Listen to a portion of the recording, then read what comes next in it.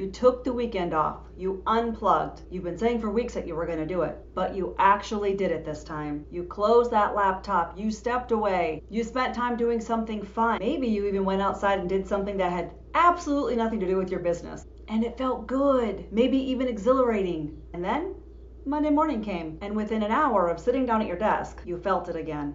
That familiar weight, the foggy brain, that low-level hum of feeling behind on everything. And this is all before you even started. That same exhaustion that you thought you had rested away over the weekend was just sitting there for you, waiting for you, like it had never left. So you do what you always do. You push through. You tell yourself, this week's gonna be different. You make the list. You commit to habits, earlier mornings, more focus, less scrolling. But then you're right back where you started. If that sounds like your life, I hope that you stay with me today, because what I'm gonna share with you reframes everything that I thought I knew about rest, burnout, and about why solopreneurs like you and me keep running into the same wall, no matter how hard we try to avoid it. And none of it has anything to do with your work ethic. Here's what almost every solopreneur burnout conversation gets incorrect. It treats a burnout problem like a fuel problem, like you're a car that ran out of gas and all you need to do is pull over, fill up, and you're good to go. So the advice is always some version of rest more, work less, take a vacation, set some boundaries, and protect your weekends. And look, that advice is not wrong. Perhaps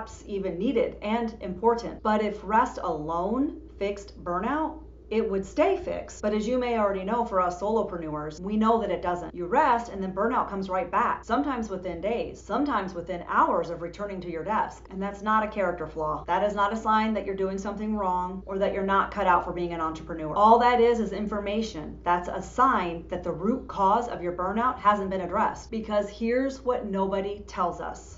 Every single task that is sitting unfinished on your to-do list, I have one too, is costing you energy. Not when you think about it, but all the time. Every email that you haven't responded to, every project that's only halfway done, every idea that you wrote down and never came back to, every decision that you've been putting off. Your brain is holding all of that. Every single one of those open. Your brain is literally maintaining active files on all of those things, running them in the background, consuming valuable mental and emotional energy, whether you're consciously thinking about them or not. And that background hum that you're carrying, the one that follows you into your evenings and into your weekends and sometimes into your sleep, that is not stress about how much you have to do. It's your nervous system responding to an enormous collection of open loops that it doesn't know how to close. So your body is in a low-level state of stress all day, every day, because your brain is treating all of that unfinished business as unresolved. And unresolved, in the language of our nervous system, means potential threat. And that is what we are resting on every evening, every weekend. And that's why rest is not landing as it should. There's actually a name for this, and it's been around for about 100 years. I've spoke about this before, but in 1927, a psychologist named Bluma Zeigarnik built a now famous study after her professor noticed something interesting about waiters. The ones that had not yet delivered an order could remember every detail about what the table requested. But the moment the order was delivered, that loop was closed, and they forgot it almost immediately. So the unfinished task stays active. The finished task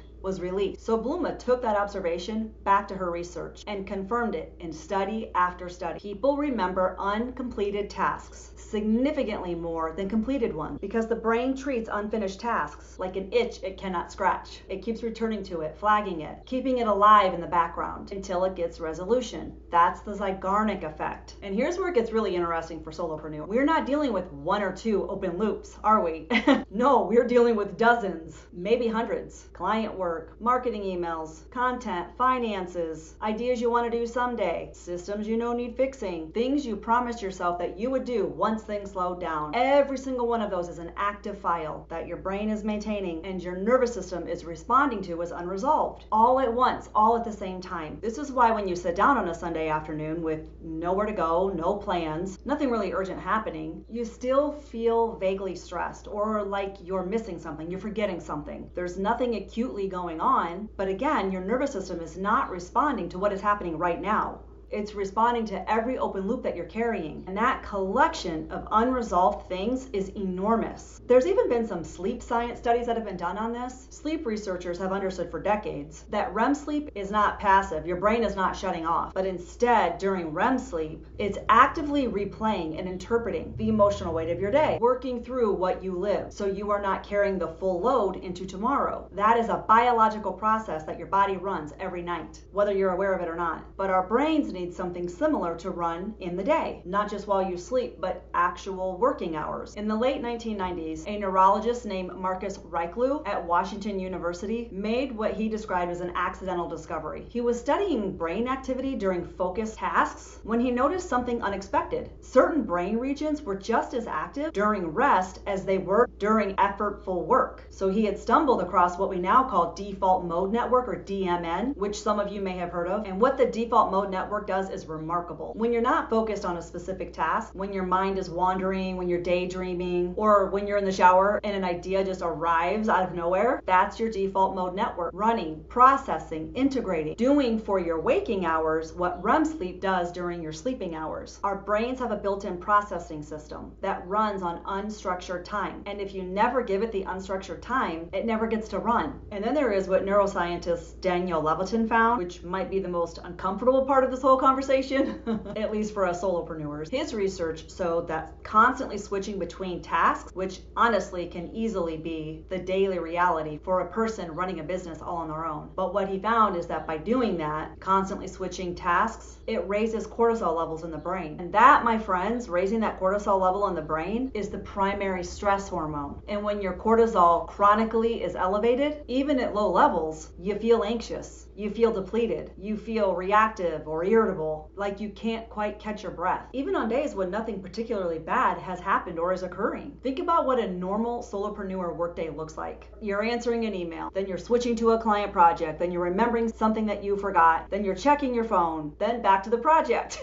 Oh, then a notification pulls you somewhere else. And honestly, that's not productivity. That is a cortisol drip running all day long, slowly draining your nervous system down to nothing. And then you wonder why you feel so exhausted by early afternoon. So let's put this all together so we can really see what's happening. Your brain is generating open loops faster than it can close them. Your nervous system is treating all of that unresolved business as a low-grade threat, fighting that tiger and staying on alert to match. You're constantly switching between tasks, which is raising your cortisol and depleting your focus, and we're never giving our brain that unstructured downtime, that rest, so that the default mode network can process what you're carrying. All of that is going on, and then when the weekend comes and you try to rest, you're resting on top of all of that. Your nervous system doesn't know to downshift because it's been a low-grade threat for so long that threat has just become its baseline. So the rest sits on top of the surface. It doesn't reach the root. And then Monday comes and burnout is right there waiting for you, right where you left off, because it never actually left. So it's not a motivation problem. It's not a discipline problem. It's not that you're not cut out to be an entrepreneur. It's just biology, and biology that hasn't been explained to solopreneurs. I had to struggle through this myself, and I'm so grateful that I stumbled across this information because I am a very motivated person. I am self-disciplined. I am a hard worker, and I am cut out to be an entrepreneur. So when I was struggling in my early years of entrepreneurship, I'm like, what is going on? So I started doing this research, and now it's become a passion of mine to tell the others,